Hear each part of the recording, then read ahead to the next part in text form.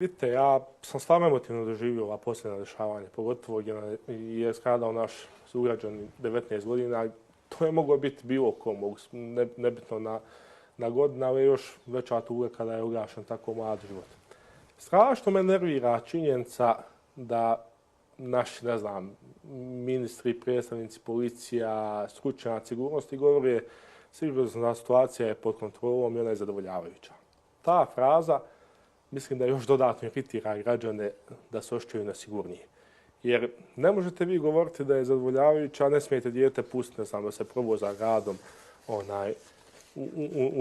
u neko normalno vrijeme. Mi smo sutra zakazali hitnu sjednicu Komisije za sigurnost, gdje sam ja potpredsjednik, gdje ćemo sa Ministarstvom unutrašnjih poslova. To je informacija koju nismo imali. Da, ona je zakazana za 13:30, gdje ćemo sa komesarom i ostalim relevantnim institucijama razmotriti aktivnu situaciju, eventualno neke mjere. Moramo pojačati prevenciju. Mislim da policija dobro radi na represiji. Stvarno, evo, policija riješi svaki put kada se nešto desi, mada već je to možda i kasno. Prevencija je ta koja nam fali.